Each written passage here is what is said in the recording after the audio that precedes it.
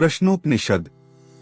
दूसरा प्रश्न, कबंधी के बाद उन पिप्पलाद मुनि से विदर्भ देशीय भार्गव ने पूछा, भगवन, इस प्रजा को कितने देवता धारण करते हैं? उनमें से कौन कौन इसे प्रकाशित करते हैं और कौन उनमें सर्वश्रेष्ठ है? तब उससे आचार्य पिप्पलाद ने कहा, वह देव आकाश है। वायु, अग्नि, जल, पृथ्वी, संपूर्ण कर्मेंद्रिया, वाणी, हाथ, पैर, गुदा, उपस्थ, मन, अंतःकरण और ज्ञानेंद्रिया, आँख, कान, नाक, त्वचा, जीभ, ये भी देव ही है। वे सभी अपनी महिमा को प्रकट करते हुए कहते हैं, हम ही इस शरीर को आश्रय देकर धारण करते हैं। उनसे सर्वश्रेष्ठ प्राण ने कहा, तुम अभिमान मत करो, मैं ही अपने को 5 प्रकार से बांटकर इस शरीर को आश्रय देकर धारण करता हूँ। किंतु उन्होंने उसका विश्वास नहीं किया। तब प्राण अभिमान पूर्वक मानो ऊपर को उठने लगा। प्राण के ऊपर उठने के साथ और सब भी उठने लगे तथा उसके स्थित होने पर सब स्थित हो जाते।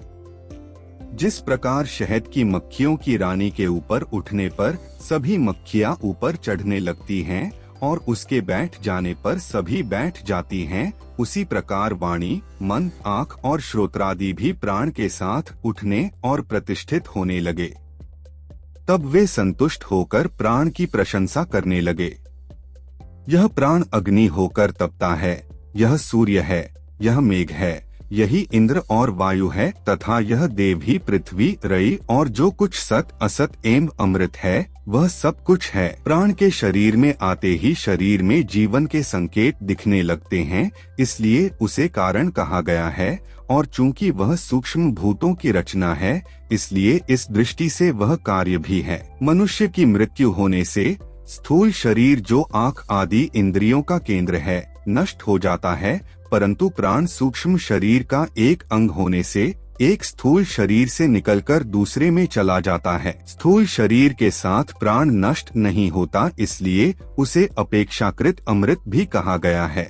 जिस प्रकार रथ के पहियों में सब ओर अरे जुड़े हुए होते हैं, इसी प्रकार प्राण में ऋचा, यजु और साम अर्थात 3 प्रकार के मंत्र वाले चारों वेद, वेद विहित यज्ञ, बल और ज्ञान सभी प्राण ही से जुड़े हुए होते हैं। स्पष्ट है कि मनुष्य का ज्ञान, बल और शुभाशुभ कर्म आदि सभी शरीर में प्राण के रहते हुए ही रह सकते हैं, न रहने पर कुछ नहीं रहता। शरीरांतर्गत गर्भ में गर्भ की स्थापना का कारण प्राण है। यदि रज और वीर्य के साथ प्राण न मिले तो गर्भ की स्थापना नहीं हो सकती।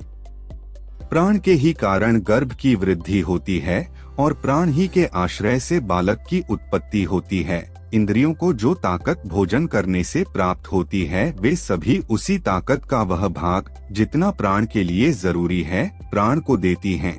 देवों का वह भाग जो यज्ञ द्वारा उन्हें पहुंचता है, हव्य, पितरों का भाग जो पितृयज्ञ द्वारा उन्हें मिलता है, कव्य कहलाता है। सूर्यादि देवों का भाग अग्नि वायु द्वारा ही उन्हें पहुंचता है, इसलिए प्राण को अग्नि यानी हव्यवाहक कहा गया है। पितरों के कव्य ग्रहण करने का कारण तो स्पष्ट रीति से प्राण होता ही है। समस्त इंद्रियों की पुष्टि और उनके व्यापार प्राण ही के द्वारा हुआ करते हैं, इसीलिए उसे शरीर के भिन्न भिन्न अवयवों की ताकत देने और न सुखाने वाला कहा गया है। फिर प्राण को तेजस्वी, रक्षक, इंद्र और सूर्य कहा गया है। उसकी तेजस्विता, रक्षकता और इंद्रत्व तो प्रकट ही हैं, परंतु उसे सूर्य क्यों कहा गया है? जिस प्रकार प्राणी शरीर के अंतर्गत प्राण रूप से वर्तमान है, उसी प्रकार बाह्य संसार में वायु रूप से उपस्थित है। शरीर के अंदर जिस प्रकार वह इंद्रियों का स्वामी समझा जाता है, क्योंकि बिना उसके वे जीवित नहीं रह सकती, न अपना व्यवहार करने में समर्थ हो सकती हैं। उसी प्रकार बाह्य जगत में बिना वायु के नक्षत्रों का काम भी नहीं चल सकता। उनमें जो प्राणी हैं वे भी बिना प्राण के जिंदा नहीं रह सकते।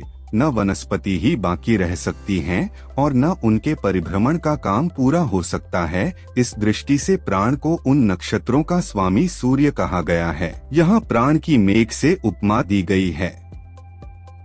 वर्षा के प्रारंभिक कार्य भाप बनने से लेकर अंतिम कार्य बरसने तक प्रत्येक कार्य में वायु की सहायता अपेक्षित होती है। इसी विचार से प्राण को वर्षा का कारण कहा गया है। तब यह सृष्टि की प्रजा आनंद से विभोर होकर देखने लगती है और कहने लगती है कि भरपूर अन्न उत्पन्न होगा। स्मृति ग्रंथों में उसकी संज्ञा व्रात्य होती है, जिसका अर्थ है संस्कारहीन। परंतु यहाँ प्राण को व्रात्य इससे भिन्न अभिप्राय के प्रकट करने के लिए प्रशंसा रूप में कहा गया है, अर्थात वह स्वभावतः सुसंस्कृत है, उसके लिए किसी संस्कार की जरूरत ही नहीं है, वह सबका ग्रहण करता है। विश्व से अभिप्राय शरीर के अंदर का विश्व अर्थात सब कुछ। प्राण को वायु के रूप में होने के कारण इसे वायु का पिता भी कहा गया है। प्राण की शक्ति समस्त इंद्रियों के अंदर है, उसी के लिए इंद्रियां प्राण से प्रार्थना करती हैं कि उन्हें शरीर में रखते हुए कल्याण करे। प्राण को शरीर के भीतर और शरीर से बाहर के समस्त वायु के व्यापक अर्थ में लेकर उन सब का उसे रक्षक कहा गया है, और उसी से जिस प्रकार माता पुत्र की रक्षा करती है, उसी प्रकार की रक्षा की प्रार्थना करते हुए ऐश्वर्य और बुद्धि की याचना की है। प्राण बुद्धि किस प्रकार दे सकता है? इसका उत्तर स्पष्ट है कि मनुष्य प्राण की स्वार्थ रहित सत्ता पर विचार और अनुकरण करने से ही अच्छी बुद्धि का मालिक बना करता है।